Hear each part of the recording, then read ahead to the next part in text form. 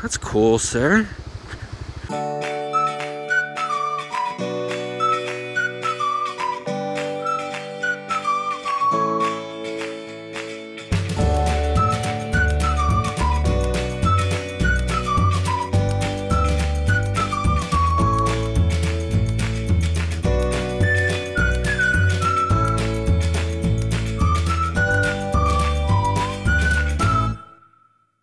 Hey guys, many of you probably already know that from 2005 to 2009, my family and I lived in Papua, Indonesia. And we lived actually in two different places there. We had like two homes at the same time because we lived in this really small village on the main island of Papua, or the main island of New Guinea, but on the Indonesian side, right? We didn't live in Papua New Guinea, we lived in Papua, Indonesia. Same island, different country. And so we had a house there. That's where our school was, where I was teaching. But then we had a house for part of the time, and then an apartment, like an apartment kind of, for part of the time as well, in the small island to the north of there. Right, there's an island called Waropen Island and the city called Serui just to the north of there, and that's where the little airport was. That's where the ships would come in.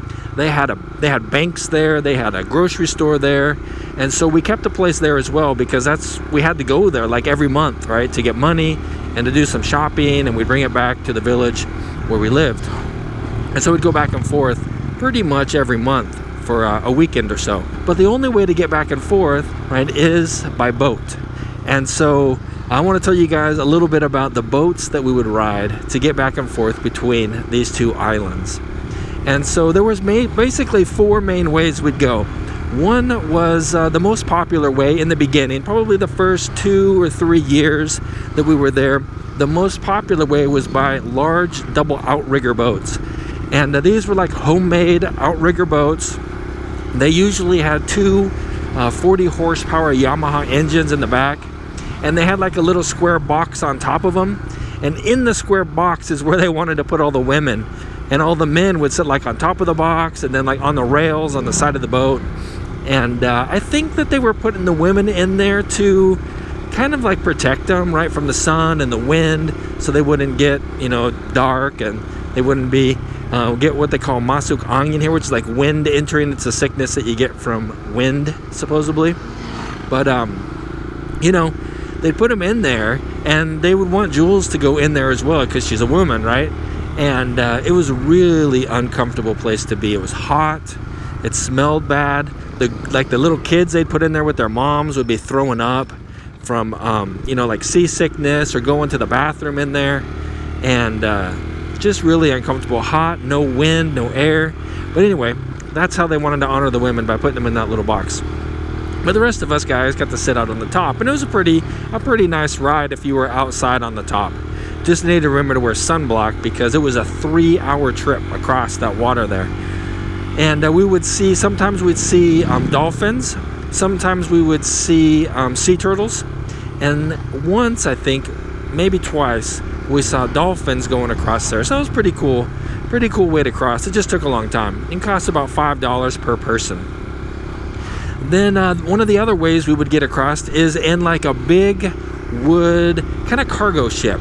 And a homemade, not like homemade, but small industry, maybe you might say, right? Wood cargo ships, and they would haul like bricks and wood and different supplies back and forth between the two islands. And so they would also take on passengers. So if one happened to be leaving and they didn't have, you know, it was later in the day, they kind of had a different schedule a little bit. Sometimes we would ride in one of those. They were also really slow. But the problem with those ones was they were so loud. They had diesel engines down below, and it's like they had no mufflers on them.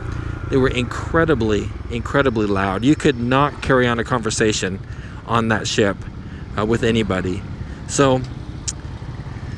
it was a cool way to go though, because you were out of the sun, right? You had a roof over your head, and you could like just kick back on the rice sacks or kick back on the bricks and just lay there and wait till you got there. So that was another way, these big wood cargo ships.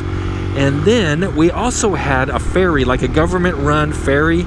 It was 2 stories, and downstairs was like this big market area where everybody sold all kinds of stuff, fruit and vegetables and things they'd sell down there going from port to port. And then they also had they also had upstairs all these chairs and like some entertainment, and you could walk around up there and sit in the chairs and relax. So that was a pretty nice way to go because it was really comfortable. And you could just lay out a mat on the floor downstairs and just hang out, visit and wait, and just hang out with your friends. Buy some fruit and eat it, whatever you want to do. You could take your motorcycles really easy on that one as well. But it was also really slow. It was like 3 hours to get across there. And so while it was good, it was still 3 hours to get there. Which way you want to go? That way. Straight? You want to go that way? Straight, yeah, it's straight. Okay, let's go straight. And so then the third way, or the fourth way, sorry, the fourth way that we would get across there was towards the end, like the last year or so that we were there in Papua. They had what they called speedboats. We'd call them like fiberglass fishing boats, but they called them speedboats, and they would build this cabin on them themselves. And so that's cool, sir. So you had these fiberglass boats that they'd build cabins on, and yeah, pack them full of people, take you across to the other island. That was the fastest way. It cut the time down in about in half. Here, this guy's fishing here. It's cool, huh, sir? Yeah. Yeah. So they cut the time about in half, and they cost like twice as much, but it was cool because you could get across there in about an hour to an hour and a half, which was nice. So that's kind of the ways that we would get across in between the two islands there when we lived in Indonesia. And if you enjoy these stories about our life when we first came here, when we weren't making YouTube videos then, you know, we just have pictures, we got some video clips and stuff that we took, but I could kind of put them into these motovlogs and share with you our experiences when we first came here.